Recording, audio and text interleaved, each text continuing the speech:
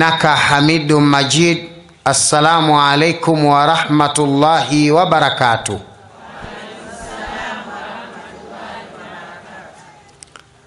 Baada ya kumshukuru Mwenyezi Mungu Subhanahu wa Ta'ala na kuzitaka ziada za kheri zimiminike kwa wingi kwa kipenzi cha umma Bwana Mtume Muhammadin sallallahu alayhi wasallama, ndugu zangu katika imani, tupo katika dua. Tupo katika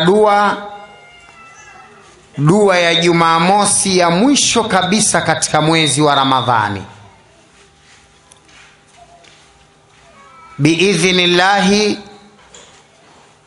baada ya Jumamosi ya leo hatutakutana tena na Jumamosi ya Ramadhani ila kwa taufiki ya Mwenyezi Mungu mwakani. Na katika dua hii tuliwaomba Waislamu mje na sukari angalau kidogo hivi.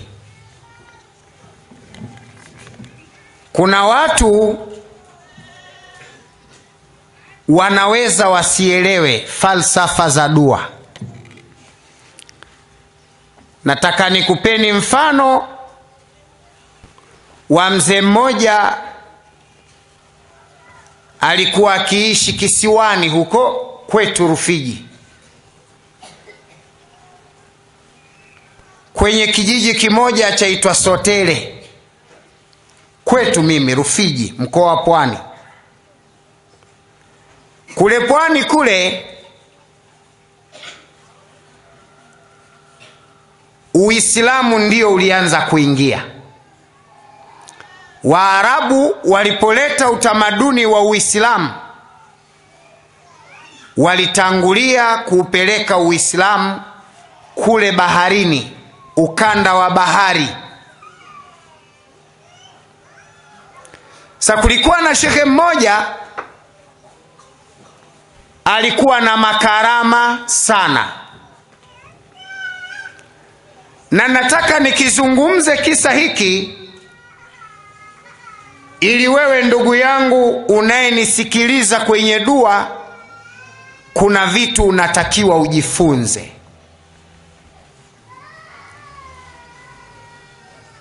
Wazee wa zamani ambao waliletewa Uislamu na mashehe wa kwenye majamvi walikuwa na matokeo mazuri na makubwa zaidi katika dua kuliko mashehe wa sasa wanaosoma katika vyuo wakapewa vyeti. Maneno magumu kidogo yanaweza kuwakera baadhi ya watu, lakini yana ukweli na nataka nitoe mifano. Shekhe huyu mmoja, ya sifa zake, aliwahi kukutana mmoja katika wanafunzi wake. Mashekhe wa zamani nguo zake hazifuliwi na mwanamke. Wengi mashekhe wa zamani nguo zake zinafuliwa ima na mwanafunzi wake wa kiume au anafua mwenyewe. Nini ilikuwa falsafa yao? Walikuwa wakiepuka kufuliwa nguo na mwanamke akiwa hayuko tohara. Nini falsafa ya hilo? Anatamani kuiona nguo yake haijaguswa na najisi yoyote.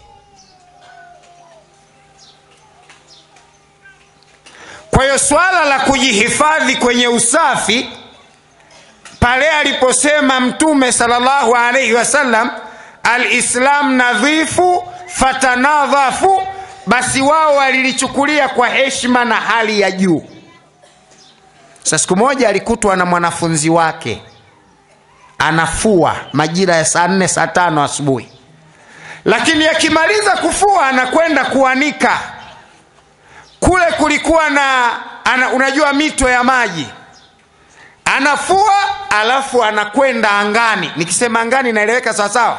Yani mahala hakuna mti, hakuna kamba, alafu anaitupia nguo inaganda. Kwa hiyo amefua kanzu ya kwanza, amesuuza, kaigandisha hewani.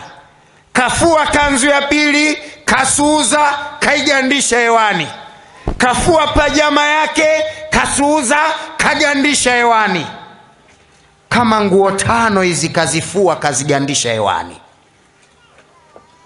Sasa kuna vijana katika wanafunzi wake, amekwenda maeneo yale kwa lengo la kuoga. Wazee wa zamani kule kwetu tunaoga mtoni, lakini kuna muda wa kwenda kina baba na kuna muda wa kwenda kina mama. Ukiwa muda wa kina baba, we mwanamke uruhusiwi kwenda, na wanajua kabisa huu ni muda wa kina mama kwenda kufua, kuosha nguo, kuoga wao, na kuna muda wa kina baba hamruhusiwi watu wengine kwenda.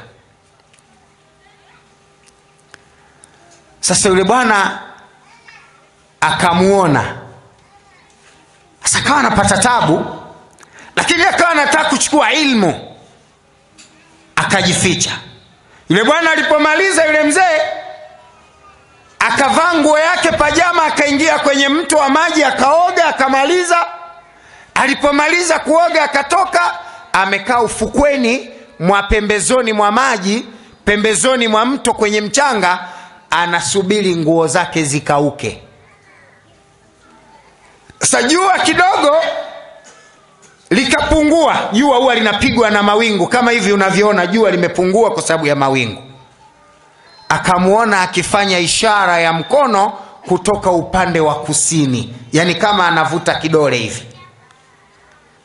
Baada ya muda ukaja upepo. Upepo usiokuwa na mvua, ulikuwa ukizipepea zile nguo, lakini ule upepo haukuzidi mita 100 katika lile eneo. Ulikuwa kama unazikung'uta zile nguo. Baada ya dakika 20 nguo zote zikakauka. Akazianua kutoka hapo angani, hakuna kamba, hakuna mti. Akazichukua, akazitia katika beseni lake. Ndoo za zamani, kuna zile ndoo za chuma zile, walikuwa wanaandika namba 34 kama si namba 37, ndoo za kizamani za chuma. Akazitumbukiza nguo zake mle, akaondoka zake, akarudi nyumbani. Akakaa huyu bwana, siku moja akapata maradhi. Akaenda kwa shekhe, ambia shekhe, mimi naumwa, lakini sijui naumwa nini. Shekhe akamwambia, kaa chini tufanye dua. Tukae chini tufanye dua. Sema ndio. Yule mwanafunzi aliona nguo zimeanikwa angani, yule bwana akakaa chini ili afanyiwe dua.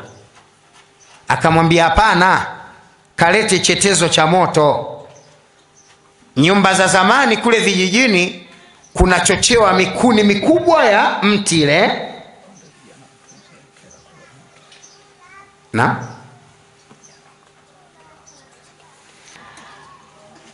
nikirudi katika mada ya awali nimalizie ili tuingie katika dua. Na leo tuna dua kubwa.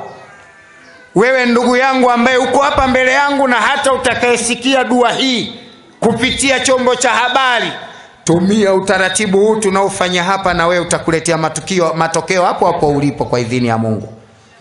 Tuseme inshallah. Kwa hiyo ndugu zangu, mzee huyu akamwambia yule mwanafunzi wake kalete moto.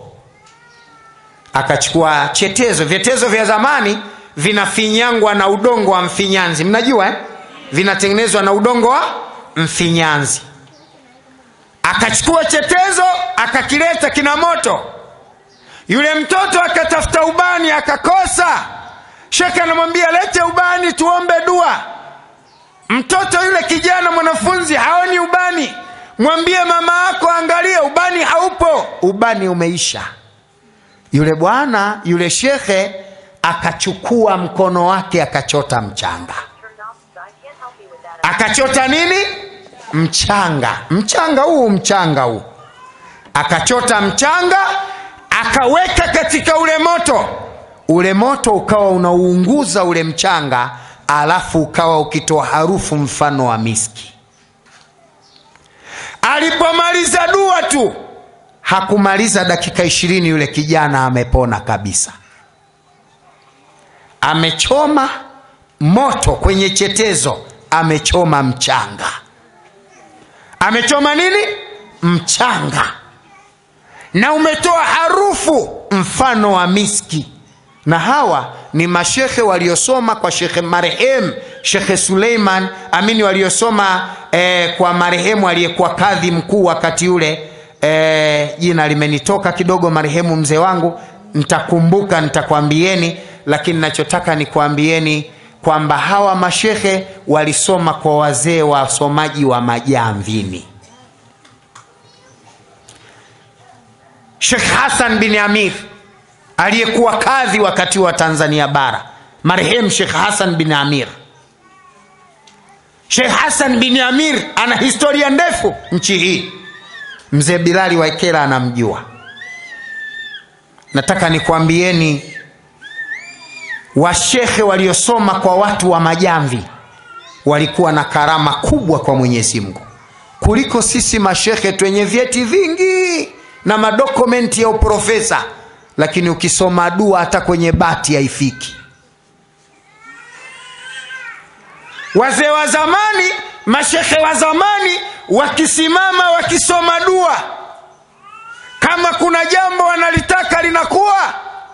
Wale wanaokumbuka mwaka 1995 mzee Julius Kambarage Nyerere marehemu akiwaaga wazee wa mkoa wa Dar es Salaam, wakati anataka kung'atuka amwachie Mheshimiwa Ali Hassan Mwinyi miezi michache kabla ya uchaguzi mkuu ambao ulimuingiza Mwinyi madarakani, aliwahi kutoa historia ya namna alivyovuka shimo lililochimbwa, akawa amechinjwa ng'ombe, alafu akaruka damu, akaambiwa na marehemu Shekhe Lamia mzee mwenyewe afunge siku nzima. Na Mwalimu Julius alipofika saa 11 njaa iliuma, akahisi kichwa, akamwambia mzee Lamia, siwezi kunywa chochote kidogo, hata panado siwezi kunywa. Akaambiwa hakuna panado, hakuna uji, vumilia muda kidogo utakula.